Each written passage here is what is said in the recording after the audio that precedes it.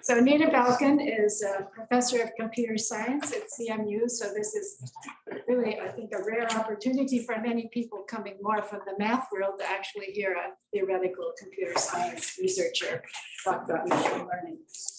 She's received numerous awards. Just one of them, several years ago, she received the Grace Murray Hopper Award, which is awarded to the Outstanding Young Computer Professional of the Year. And the person who was, I think, was head of ACM, who was presenting her with the award, said she was lauded as a world-leading leader in the theory of how AI systems can learn limited supervision. So we're looking forward to hearing about that and all sorts of other things. She's been a leader in the field. She's been program chair of all the major conferences, or co-chair, and she has a broad range of research interests, and hopefully she'll mention more of them as she's going through her talks. But we're delighted that you're giving these lectures to us. It's really a rare opportunity for us to hear a theoretician from computer science and explain things to us. So thank you so much. Yeah, great. Thank you so much for the invitation. I'm very happy to speak here. So, and I'm delighted to give his lectures. Okay, so let's see. So I will share screen now.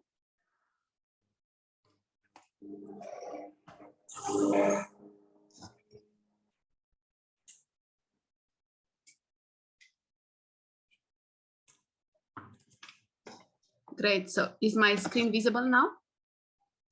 Yes. Great. Cool.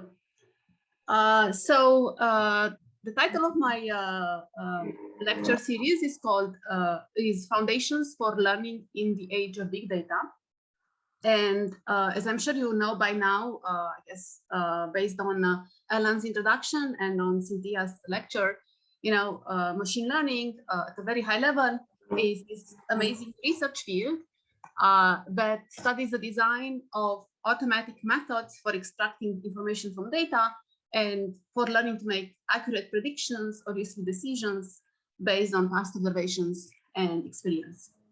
And again, as you probably have already heard, machine learning has already had a kind of amazing impact on the world and changed many application areas, like it significantly impacted many application areas like natural language processing, document categorization, speech recognition, image classification, computational biology, spam detection, fraud detection, and so on. So it has had this great impact in these many different fields. One reason is actually because the field has been built on very solid theoretical foundations, and I guess the main focus of my lecture series is actually to give you some insights into some of these theoretical foundations of machine learning, focused towards the end on learning in the age of big data. So I guess another way of saying it is not only machine learning had amazing impact on many different application areas, but I also think it has very interesting and very beautiful theoretical foundations. And so this will be the focus of my lectures. And the title was called Learning in the Age of Big Data. But before going to talk about foundations for learning in the age of big data, I thought it would be useful in the first couple of lectures to also just first give an overview of some of the basic theoretical foundations of classic machine learning, because that will be a good language for the subsequent lectures. Okay, so the first two lectures, lectures 1 and 2, will be a brief overview of theoretical foundations of classic machine learning, with a focus on generalization and overfitting aspects of machine learning. And then in lecture 3, we'll talk about active learning. And then in lecture 4, we'll talk about distributed learning. And these are learning paradigms have become very important in the past maybe couple of decades because of the large amounts of data that we have available for training these days. Okay, But as I mentioned, in order to even, we'll first start with the more basic foundations of classic machine learning. So the lecture today and the lecture next time will be, in a way, very basic material, but it's very important in order to be able to follow description of the more advanced material in lectures 3 and 4. Okay, so with this introduction, so again, the topic of today's lecture is really generalization and overfitting in machine learning, and we'll be focusing on what we call sample complexity, which I'll define in a bit, and specifically for supervised classification. And for this issue, there are really two very nice models. The first one is a statistical learning theory framework of Vapnik, and the second one is the PAC learning of Mellon, stands for probably approximately correct model. So the PAC model of Mellon, and they both get to the same core issue of modeling supervised classification in a distributional learning formulation. Okay, and so what is supervised classification? I'm sure you have seen this already in Mellon's description or Cynthia's description. So in supervised classification, we're trying to learn a mapping from data to discrete classes. So for example, we might try to learn a classifier to classify objects as being chairs versus non-chairs, right? So we have two outputs here, chair versus non-chair,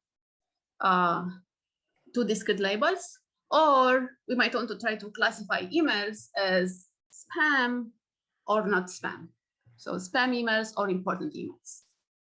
Again, in this example, we also have two possible classes. In general, of course, we might have many possible classes. That's called multi-way classification.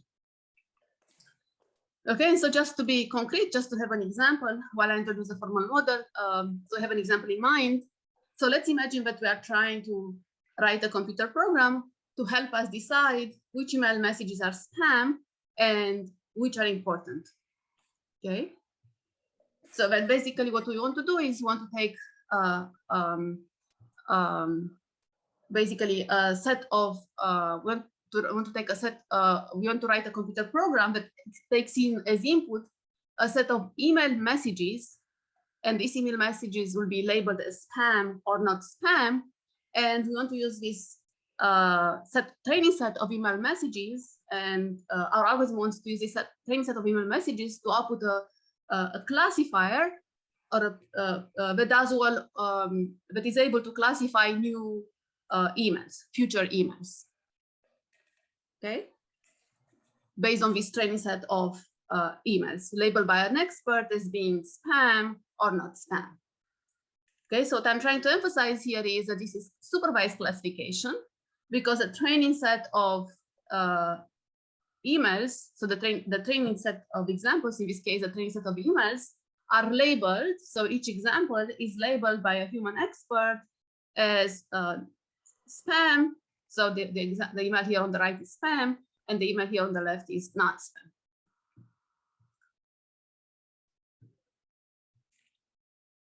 Right? So so rather than having somehow like more traditionally in computer science, when you try to solve an algorithmic problem, you are trying to hard code the rule, like a human sits down and writes the rule of what is spam or not spam, but to be the traditional computer science approach. But rather than doing so, instead we're going to use data, training data. We're going to learn the rule of what is a spam email or not a spam email. Okay. And to do so, the very first thing we have to do, and again, I'm assuming that you have seen this in Cynthia's presentation or in the background material. So the very first thing we have to do in any machine learning problem, and also in this spam detection problem, the very first thing we have to do is to represent each example by a set of features. Okay, so in this case, for example, for this simple classification problem, we can imagine having the following set of features. So maybe we have 6 features. So the features would be like, does the email, are the following in this example?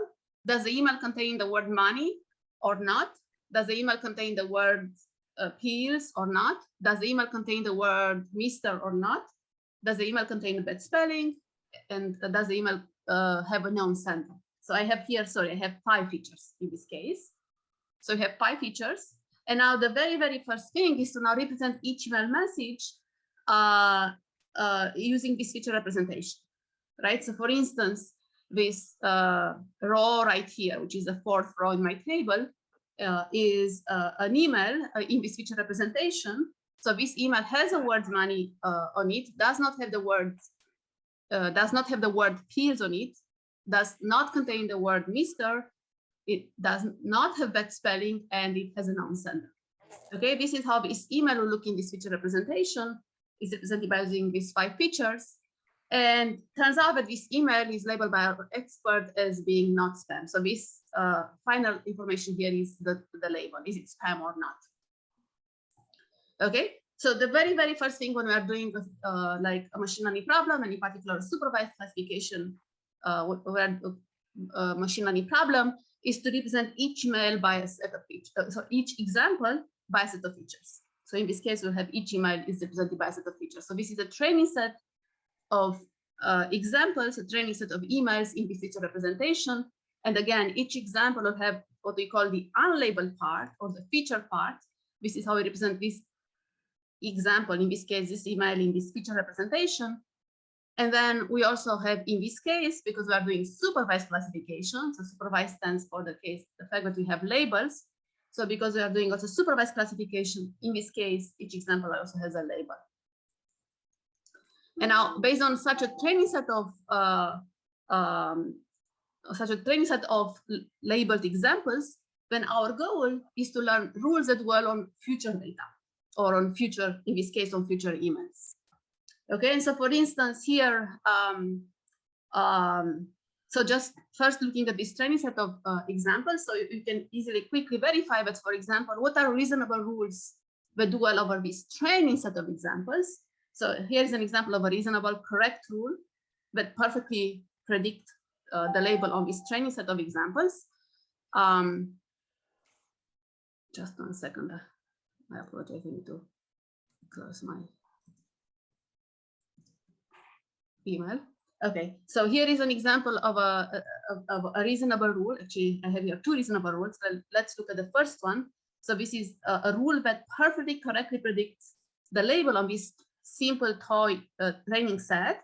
So it turns out that you can verify that the following rule predicts spam if the sender is unknown and the email contains the words money or pills.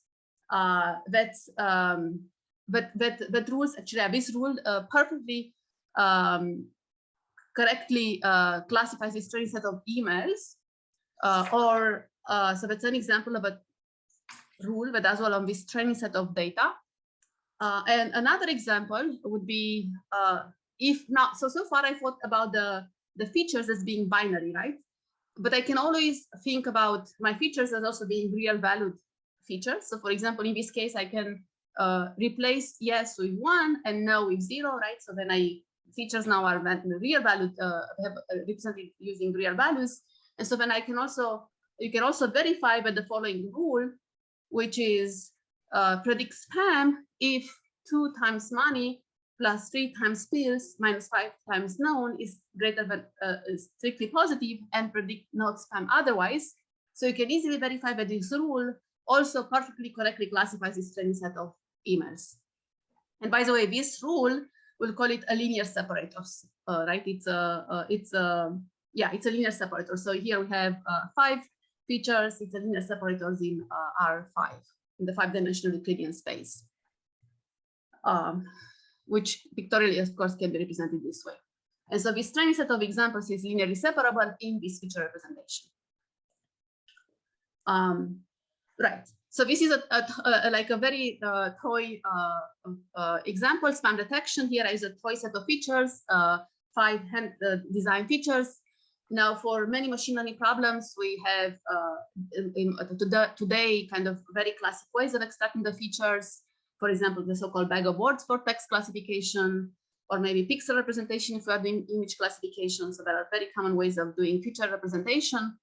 And yeah, And hopefully you'll hear more about that from Ellen, I guess, and Cynthia. Okay, but the purpose of my presentation today, so like what we want to know is that when we are trying to do a supervised classification problem, the very first thing we want to do is to extract features, to represent each example by using a set of features. And then, like as I have done here, and then to try to find reasonable rules that do well, hopefully on future data. So that's the key point I'm gonna try to get to next. So I've shown you here a toy example for spam detection, and I've shown you a couple of prediction rules. They're called classifiers of prediction rules that do well over the training set of examples. But the key point is is that in machine learning, we always want to generalize, to do well on new examples as well. So not only on the training set of examples, we want to be able to do well on future examples, right? So even for this spam detection example, my real goal is to have the classifier that does well not only over the given training set of examples, but on future examples as well. Okay, and this brings me up to the two core aspects in classic machine learning. So when we theoretically analyze machine learning algorithms, the two key questions that we think about, and again, this is in classic machine learning, before the age of big data. So the two key questions in classic machine learning are the following. So the first one is how to optimize, how to automatically generate rules, right? Like the ones that I have here on this previous slide. Can we automatically generate rules that do well over the training set of data, over the given training set of data?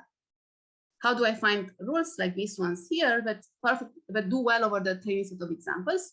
And of course, we want our algorithms to be efficient, to be polynomial time ideally, right? So to be fast, efficient, so that, yeah, that's important. So that's an important first question, how to design efficient algorithms that are able to output classifiers or prediction rules or decision rules that do well over the training set of examples. And here there are many, there are several well-known techniques for achieving this. So that's the first important question. But as another question, which is in a way even more basic, another very, very important question in machine learning is also the question of confidence bounds or generalization guarantees. Okay, and this question quantifies the following: how large should our training set of examples be in order to be confident that rules or classifiers that do well over the given training set of examples will also do well on future data, on new examples, right? So that's basically a generalization question. So yeah, and this is really very important in machine learning. It's really what makes machine learning, the ability to generalize and to do well on unseen data. And both of these questions have been, of course, researched for a long time in machine learning. Right, the first question is more about computation, right? How do we find, it's more about computation, right? About coming up with efficient algorithms, fast algorithms that output classifiers that do well over the given training set of examples. And the second question is more about it's a more statistical question. It's about the amount of data we need to see in the training set in order to be confident that rules that do well over the training set will also do well on future data. So these are the two key resources in classic machine learning: computation and the amount of data. So the first one is more of a computer science question, and the second one is more like a statistical question. And the focus of my lecture today, and actually also next time, is to talk more about the second question. You'll see about the generalization question, and Ellen in her problem sessions will also address the first question, the computation question.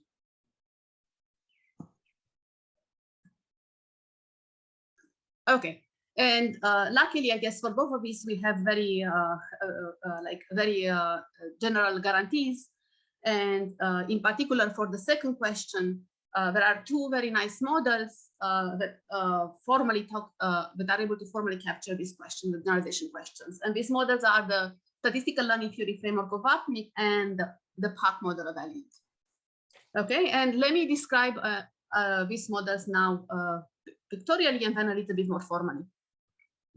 So, and of course, by the way, please feel free to ask me any questions, and I guess Ellen will interrupt me if there are questions, and I'm happy to take them online.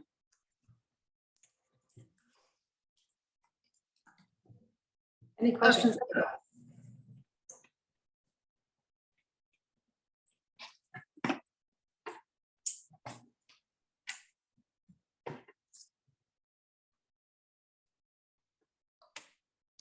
All right, so I assume there are no questions. So I can, at this point? Yes. Okay, great, cool. So let me now describe the statistical learning theory or the PAC learning model, the statistical learning theory model of for supervised machine learning. This is for distributional learning formalization, where we assume something. I'm going to do it first pictorially. So we assume that we have a data source. So, right, we assume that we basically we have a distribution over the set of possible examples. So, for example, if we're doing spam detection, we have a distribution over the set of all possible email messages. Okay, and then we assume that in the training phase, first a random sample of this a sample drawn IID from these distributions, or random sample of these examples is first labeled by an expert according to our classification problem. So for example, for the spam detection problem, our expert will sit down and will label our training examples, in this case, this will be emails, as being spam or not spam. Okay, and then this input set of, and this set of labeled examples will then be given as an input to a learning algorithm, which will then output a classifier, right? And this classifier could be something, in general, can have many forms. So the example I already given here is the classifier could be, for example, a linear separator, right, in the feature representation of my examples. Or it can be a decision tree, or it can be something that people like today, these days, something called a neural network, right? So the algorithm takes as input a training set of labeled examples. These examples are drawn IID from a fixed unknown distribution, and they are labeled by an expert. And then the algorithm outputs a classifier, H, that goes from the input space to the label space. And we want, of course, our the classifier that the algorithm outputs. We want that this classifier generalizes. We want that this classifier does well on new examples that come from the same distribution as our training set of examples. Okay, so this is pictorially at the high level the distributional learning formalization of supervised machine learning that is captured both by the PAC model and the statistical learning theory model. Okay, and let me say it again also. So in the training phase, the algorithm will first see a set S of labeled examples, right? So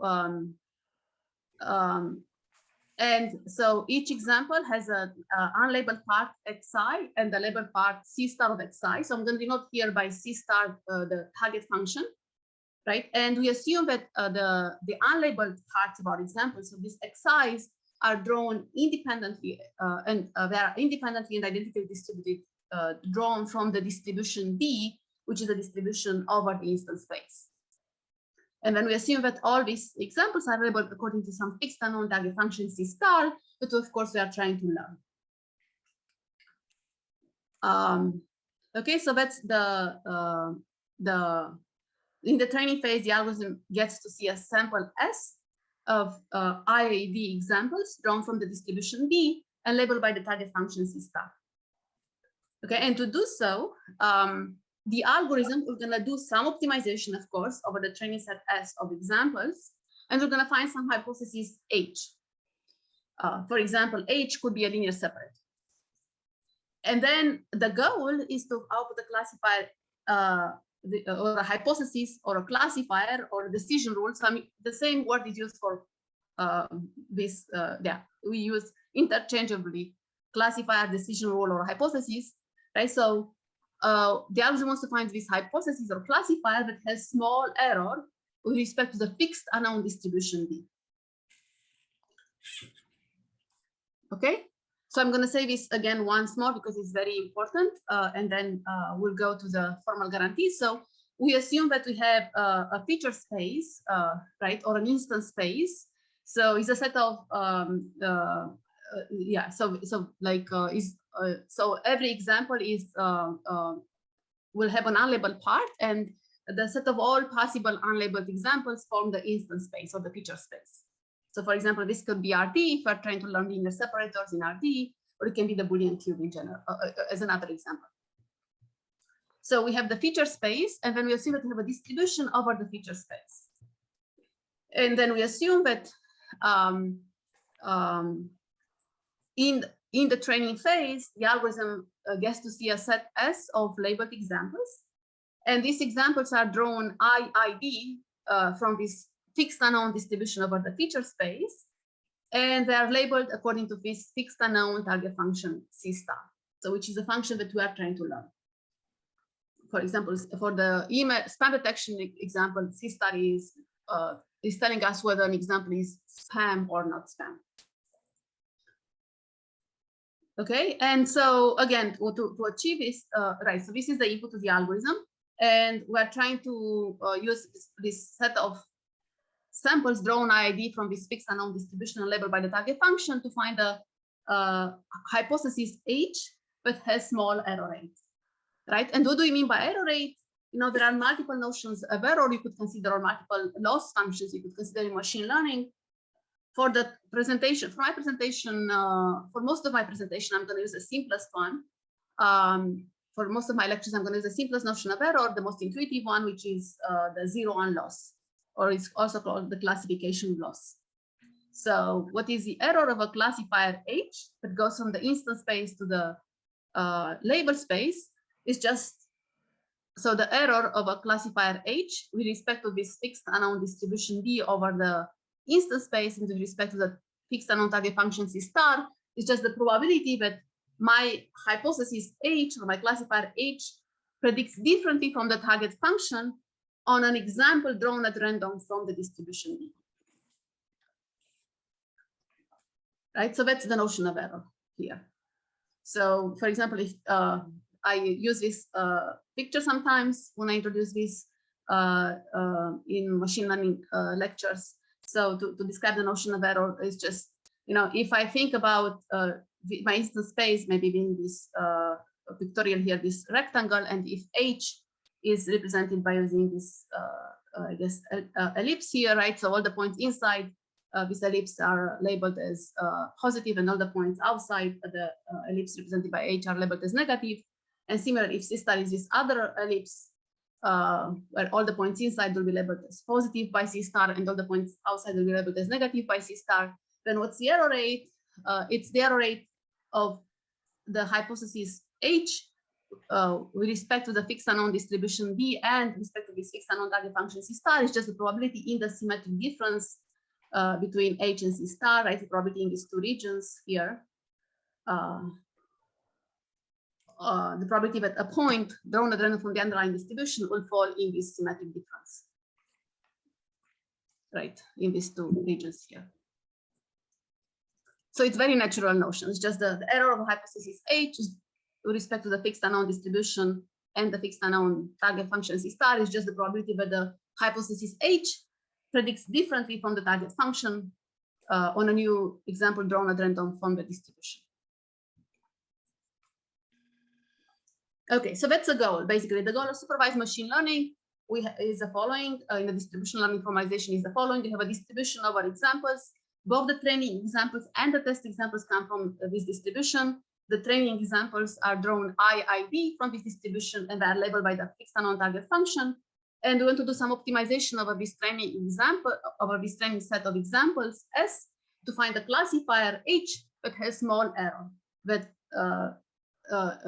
has small error on a new example that comes at random from the same distribution D as a training set of examples. Right, that's our goal. And in order to achieve our goal, it turns out that like we need a bias. We need what we call in machine learning an inductive bias. We need to basically so we need to fix a hypothesis space. So we need to fix a hypothesis space whose complexity is not too large, and to further assume that the target function is either belongs to the hypothesis space or is also somehow close to functions in the hypothesis space, right? And so, very intuitively speaking, there are formal theorems that show this. But why do we need this? Well, because if we allow the target function to be something that is completely arbitrary, an arbitrary function, then you can show that you can easily get into a situation where it's impossible to generalize. It's impossible to output a classifier that is close to the true unknown target function on examples that come random from our distribution. Why, intuitively speaking, again, is because if the target function can be anything, you can show examples where basically you can find, given any training set of examples of any size, you can find classifiers that two different classifiers that basically predict identically over the given training set of examples that may be completely different over any examples you have not seen in the training set. So there is no hope to generalize. So if we don't restrict somehow the complexity of the search space or the complexity of our target function, then it's impossible to generalize. Okay, so then basically we need to inject the bias into the learning problem, and the way it's done in these classic models is to fix a hypothesis space H and to assume whose complexity is not too large, and it's something that we'll define, but what do you mean by complexity? But we'll fix this hypothesis space H, and then we'll assume that either the target function C star belongs to this fixed hypothesis space H, or is somehow close to functions in H. Okay, and the first case where we assume that C star truly belongs to the hypothesis space H is called the realizable case. It's the one where it's much easier to prove things at first. But of course, the more realistic case is where C star is close to H. Nina, there's a question. Yes. What exactly is a PAC model? I know what it stands for, but I don't think I understand what exactly it is. And are there other models that are used for supervised learning? Yes, so I'll define what the PAC model is once I put a bound. So I'll get to it towards the end of the lecture. Yes. So far, all I assume, so I guess PAC really stands for probably approximately correct. And I'll describe it precisely once, I guess, in maybe in 10 slides or so. Yeah. So far, both in the PAC model and statistical learning theory model, all I'm assuming at this point is that both the training examples and the test examples come at random from some fixed unknown distribution over the instance space. And there is a target function, and we want to get close to the target function according to this notion of error. At this level, both the statistical learning theory framework of AMI and the PAC model, that's an assumption that they both make, or a formalism that they both have. Yeah, but it's a great question. I'll come back to it, like what PAC stands for and what does it mean. Thank you. I have a question. So Yes. it seems like you're assuming that the training set is first drawn IID from this unknown distribution, and then it's labeled. Is that true? I'm doing it for simplicity here. It doesn't have, there are more general formalisms where we assume that, there is a distribution over the X cross Y. So here I'm assuming that there is first a distribution just for simplicity for proving, but, there are more, this is the simplest formalism. But you can also assume that there is a distribution over the space of X times X cross Y over the space of labeled examples. And then they are drawn simultaneously. That's more in the statistical learning theory formulation. In the PAC model, you'll make this assumption here.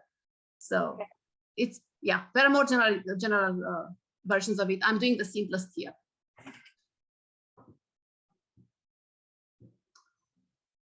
Okay, great.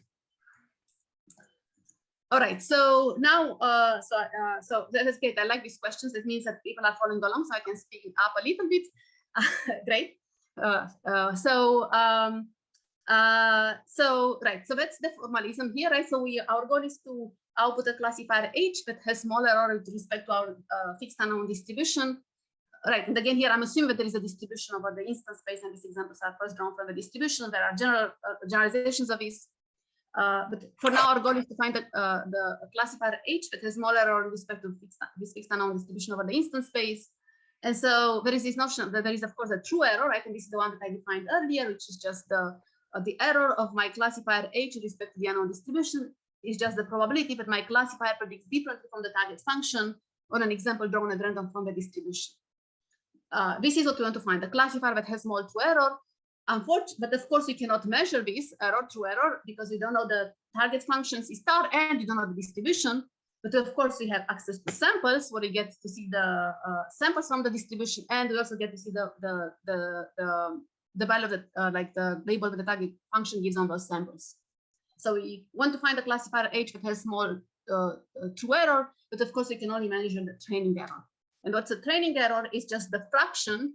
The training error of a classifier H is just the fraction of examples on which the classifier H predicts differently from the target function. So it's a fraction of the training samples on which the classifier H predicts differently from the target function.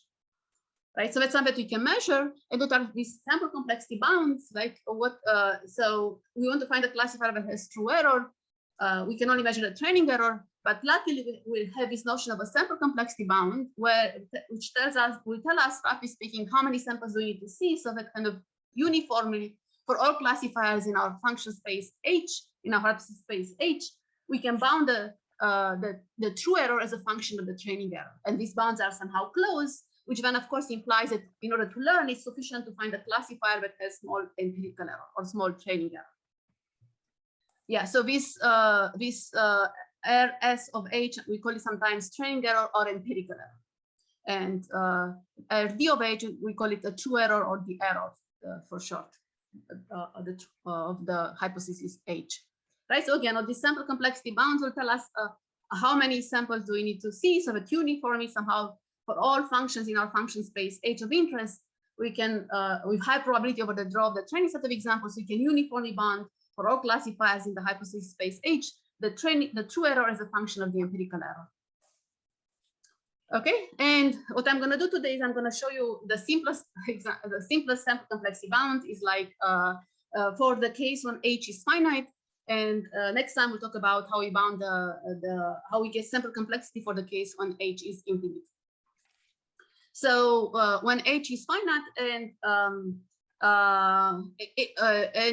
here's an example of a learning algorithm we could consider, which makes most sense in the realizable case. So if you recall, the realizable case is the case where we assume that the target function itself belongs to the search space, capital H, to the class of functions we are considering. And so in this case, we know what the very natural learning procedure will be just the following. It is what we call a consistent learner. So given a training set S of labeled examples, what we're going to do, we're just going to find a classifier H in our search space, in our hypothesis space, capital H, that is consistent with the sample. That means that correctly labels the sample. So we're just going to find a classifier in our search space that correctly labels the sample if one exists. Okay, and for this case, here is an example of a sample complexity bound. So for the, here is a statement. So we can show that, so let's assume that H, the search space, capital H, or a hypothesis space is finite. So what we can show that is the following, that of course, under our assumptions that, under the distributional learning formulation, right, under assumption that our examples are drawn IID from a fixed unknown distribution over the instance space. So in that case, we can show that this many labeled examples, which is 1 over epsilon log size of H plus log 1 over delta labeled examples, are sufficient so that with high probability, at least 1 minus delta, we have it uniformly for all classifiers H in our search space, capital H. We have it if their true error rate is at least epsilon, then their empirical error rate is strictly greater than 0. Okay, so let me say this again. So these many examples, which is 1 over epsilon log size of H plus log 1 over delta examples, are sufficient so that with high probability, at least 1 minus delta, we have it uniformly for all classifiers H in our search space. We have it if H is like a bad classifier whose true error rate is at least epsilon. That classifier will gonna not fool us because we'll notice over the sample S that its empirical error rate is not perfect, it's not 0, it's in fact strictly greater than 0. Okay, and so if we take the contrapositive of this argument, we get that if we get the following conclusion, basically, we get, right, what is the contrapositive would be that these many labeled examples are sufficient so that with high probability, at least 1 minus delta, we have it uniformly for all classifiers in our search space if where empirical error rate is 0. So if RS of H is 0, then their true error rate is at most epsilon. Right? So any classifier that does perfectly over the sample will have true error rate at most epsilon with high probability, at least 1 minus delta, given that we have seen this many samples, which is 1 over epsilon log size of H plus log 1 over delta samples.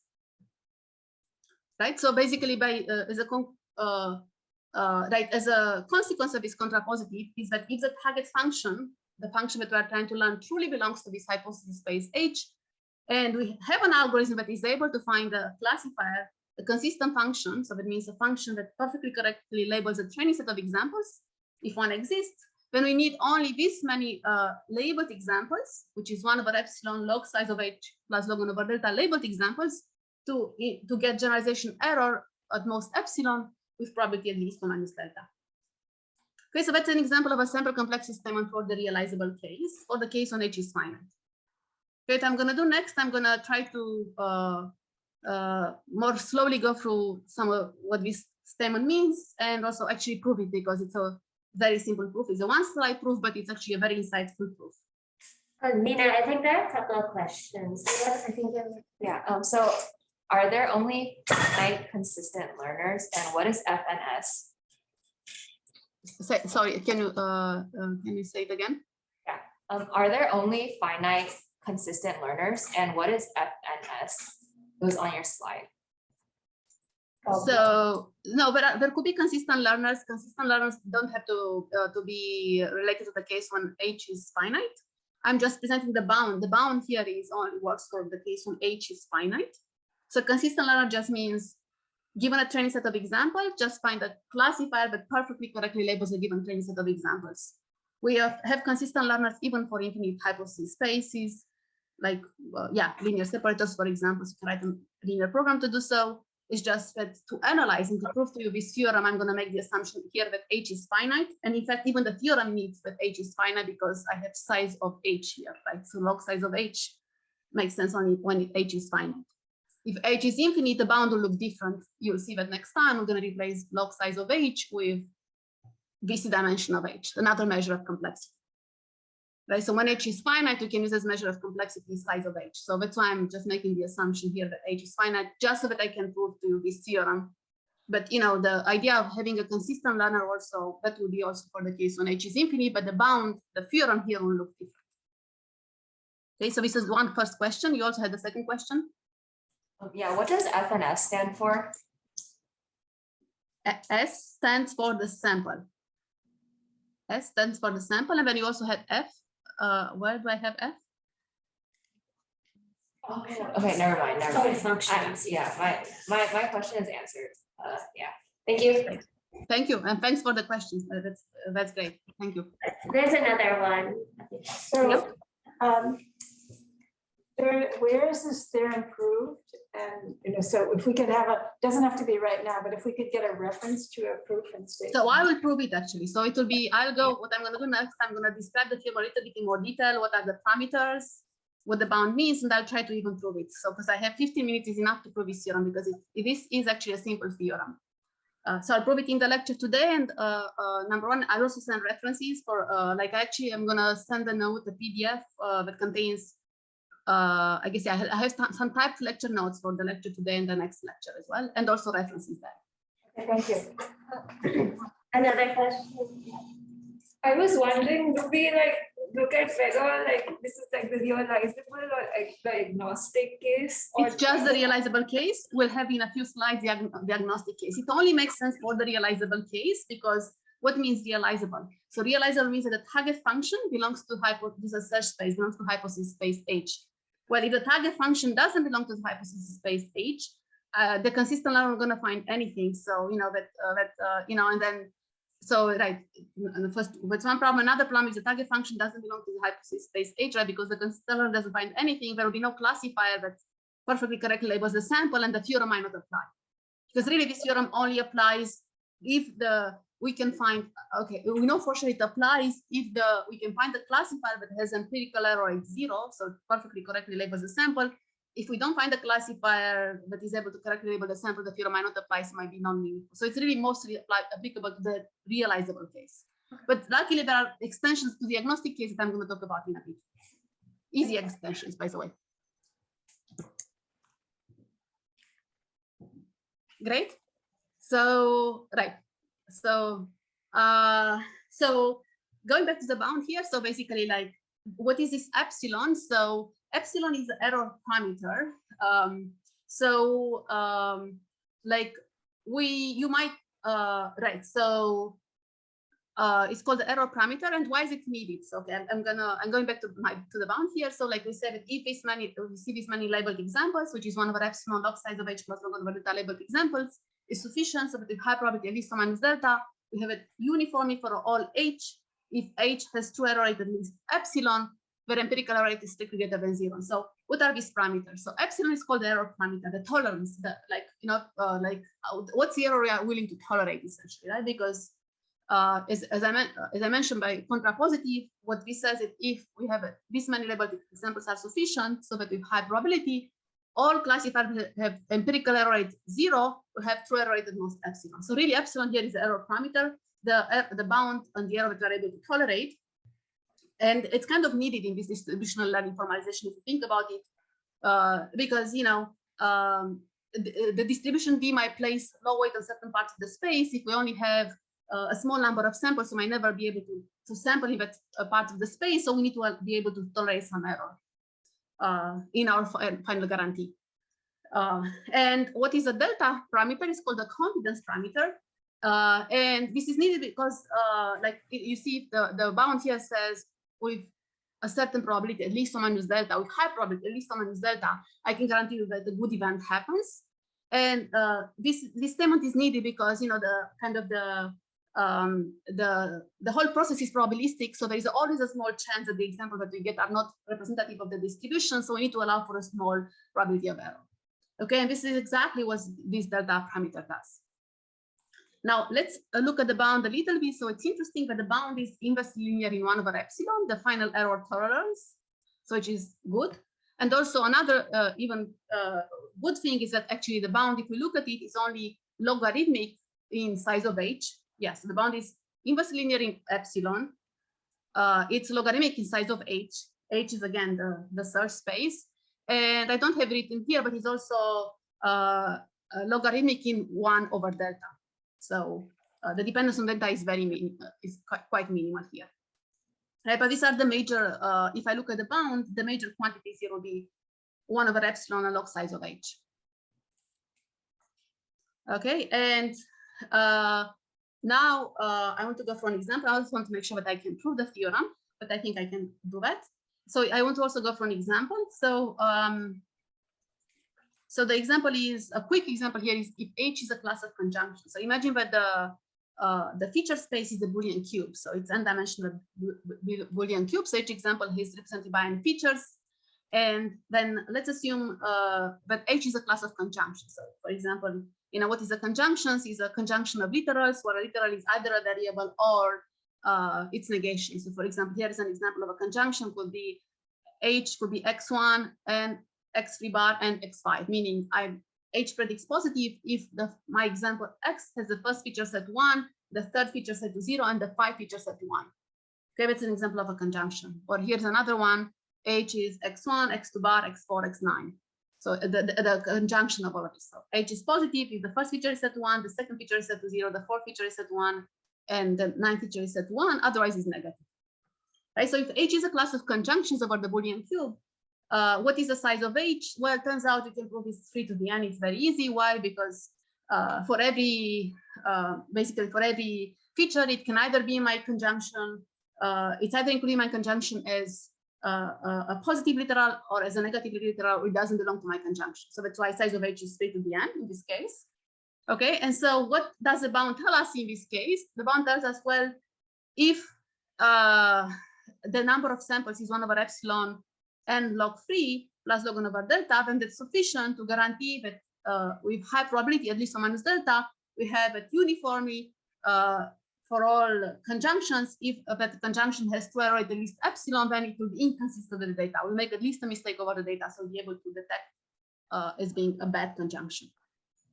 Okay, so this is what the bound tells us for the class of conjunctions. And why did I want to go through this exercise? I like to go through it like in basic machine learning classes because it does show something interesting. It shows that actually we don't need too many samples. So for example, if I plug in the number n10, let's plug some numbers here, n equals 10, so we have 10 features, epsilon 0.1 and delta is 0.01.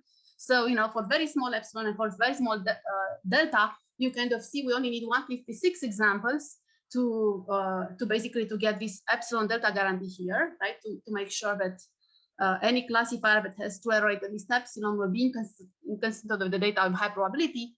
And so that's interesting because I need only 156 examples, which is much smaller than 2 to the 10, which is the number of possible examples in the instance space to kind of achieve this generalization here.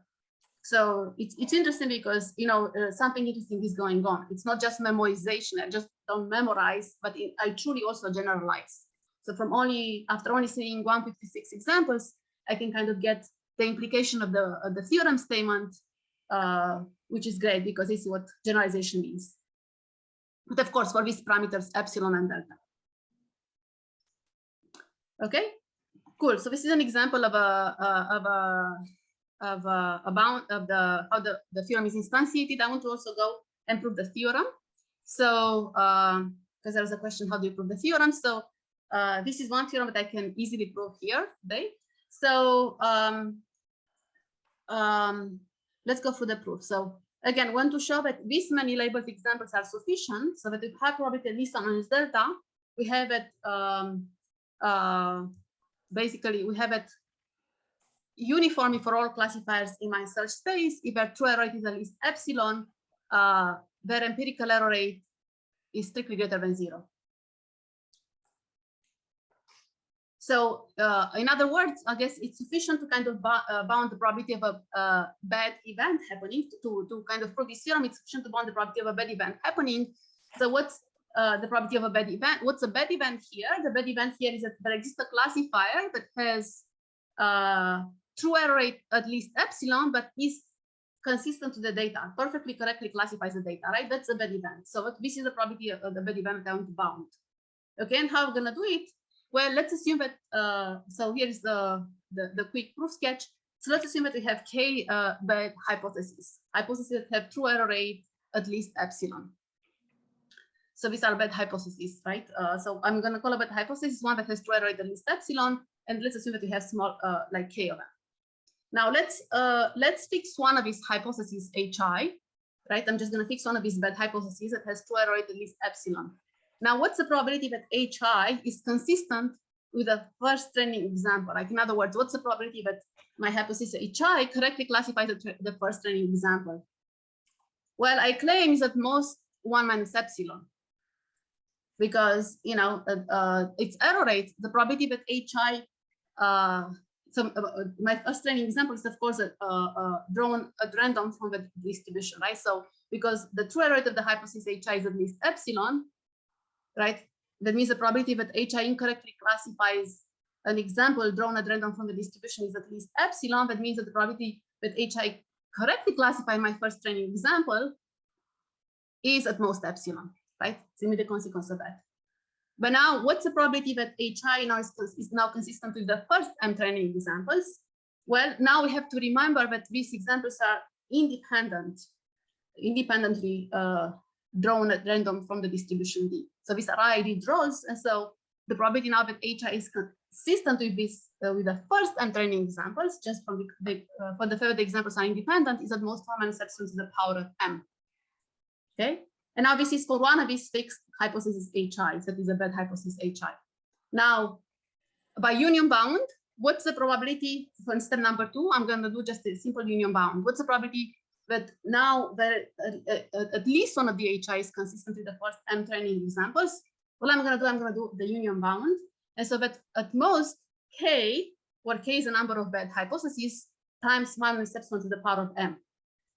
And now I'm just going to use the fact that k is at most size of h. Okay, so k is a number of hypotheses at most size of h, because I have no more than size of h hypothesis in my search space. So therefore, the probability that at least that there exists one hi that is consistent with the first m training examples is at most size of h times 1 minus epsilon to the power of m. Okay. There is a question, Nina. Could you say a little bit about what the union? Can I please finish? Can I please finish the proof and then I can come and get questions because then it interrupts the flow. Yeah. Cool. So the probability that at least one HI is consistent with the first m training examples is at most k times some substance to the power of m, because I can have at most k bad hypotheses, and I'm just using minimum bound here, and then I can upper bound k by size of h. So then I get this term here, and to basically, so this is a probability that at least one HI that has true error at least epsilon is consistent with the first m training examples. And so that's basically, that's the probability of the bad event, because that's a bad event when I have an HI that has true error at least epsilon, but perfectly correctly classifies the data. That's a bad event whose probability I want to bound. And so then what I have to do is I just have to set this term here, size of h times 1 epsilon to the power of m, to be at most delta.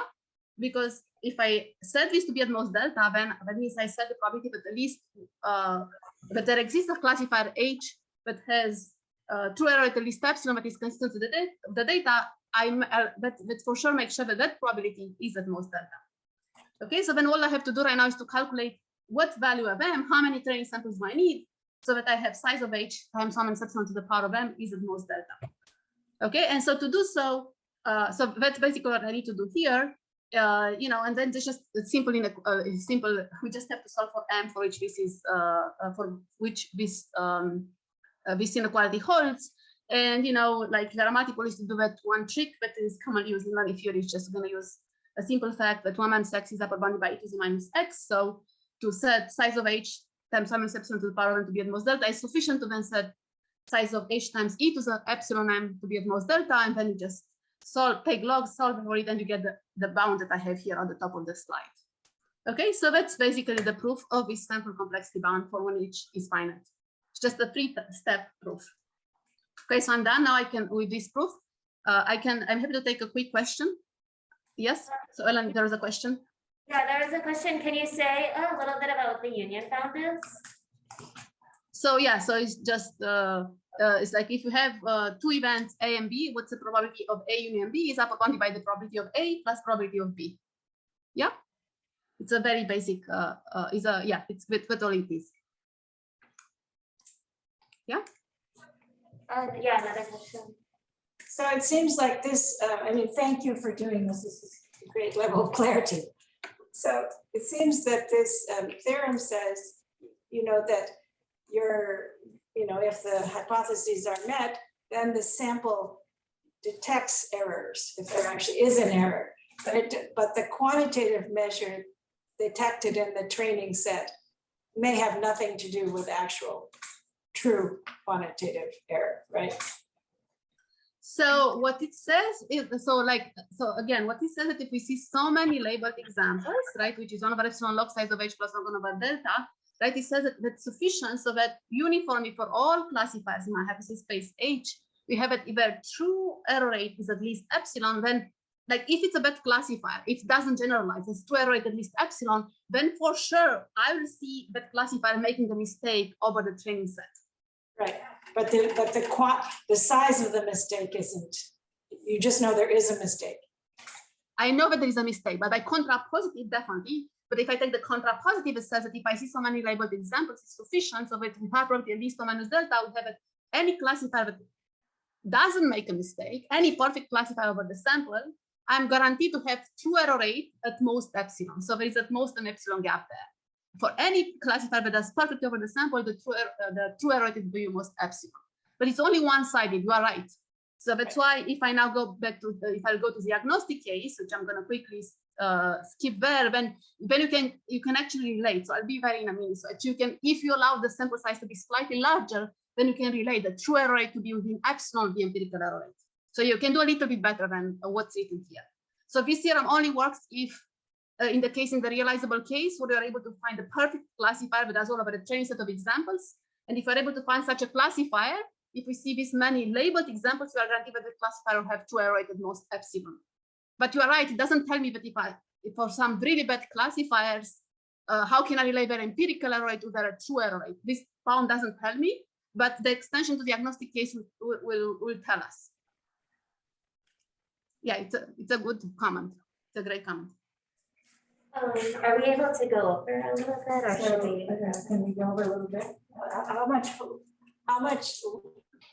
Just a couple of slides. I can go and then I can start from there tomorrow. So I can just go a couple of slides just to, since I put the bound here. So I wanted to clarify, I'm sure it's not needed here, but like I do this. So of course the probability, and I see the probability here in my bound, I say with probability sum minus delta is the probability of the draw of the training set of examples. Yeah, this is where the probability comes from. I can skip this for now and I can go, I can start with it tomorrow. And I want to make actually, I want to jump to diagnostic case, and maybe I can talk about the path model tomorrow. So this is also related to the question that was just asked right now. So this bound that we looked at actually. So again, all it says tells us if we see this many labeled examples, but sufficient so that we can guarantee that with high probability of V sum minus delta, any classifier that is perfect over the sample will have 2 error rate at most epsilon. So there is at most an epsilon difference between the empirical error and the training error. But how about the classifiers that don't do so well over the sample? Or how about the case when there is no classifier that does perfectly over the sample? What can we say then, right? And so, like, what can we say in diagnostic case when we're not going to be able to find a classifier that is perfect over the data? Yeah, and then it turns out because maybe right, C star, the target function, doesn't belong to the search space. What can we say then is what we call uniform convergence. So in this case, we can talk about how many samples do we need so that uniformly for all classifiers in the search space, we have a true error rate is within epsilon of the empirical error rate with high probability.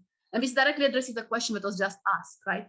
Because then in this case, we'll be able to uniformly say that for all classifiers in the search space, their true error rate is very close to the empirical error rate within epsilon. Okay. And now, of course, in that case, we might not be able to find a classifier that is perfect over the sample. So instead, what we're going to do, so we're not going to just, our algorithm cannot just be, oh, find a classifier that is perfect over the sample. But instead, what we're going to do in that case, we're going to just say the algorithm is going to be what we call empirical risk minimization. Or what we do, we find a classifier H that has the smallest error rate over the sample, or approximately smallest error rate over the sample, right? And then how can we analyze such an algorithm, right? Here is what we can do when turns out that there is a simple extension of the proof that I just showed to this case, to the diagnostic case. Now the theorem will be the following. So the theorem will say the following: if in the training phase you see, roughly speaking, 1 over epsilon squared now log size of H plus log over delta examples. So these many examples are sufficient so that we have it with high probability over the draw of the training set of examples. We have it uniformly for all classifiers in the search space H, where true error rate it's within epsilon of the empirical error rate, of the error rate that you can estimate over the sample, right? So we get this tight quantitative bound. This is called uniform convergence bound. So, and this bound again will hold uniformly for all classifiers in the search space. And so now to see a difference from this bound compared to the bound I just proven, here now the dependence, we get a stronger guarantee now because it's uniform for all classifiers, good or bad, over the sample where empirical error rate is even epsilon of the training, the true error rate. So it's a stronger guarantee, but you get now the bound now depends is 1 over epsilon square dependence. So it's a little bit higher. So it's quadratic dependence on 1 over epsilon as opposed to linear dependence on 1 over epsilon from the realizable case. Okay, and I'm not going to prove the bound. It will be in the notes that I'm going to post. But it's actually, again, it will be just union bound plus now tail inequality is Chernoff bound or Hopton bound. So this is the way the proof is going to go. And I just want to mention that what this theorem then implies is that with high probability, like what this implies is that if we see this many labeled examples, that is sufficient so that we can guarantee that with high probability, the true error rate of the classifier that does the best over the train set of examples is only within 2 epsilon of the true error rate of the classifier that is best with respect to the unknown distribution. Right. So H hat here is the ERM output is the classifier that does all over the train set of examples. And what this theorem implies is that if we see this many labeled examples, that's sufficient to guarantee that the true error rate of the classifier does well the best over the train set of examples.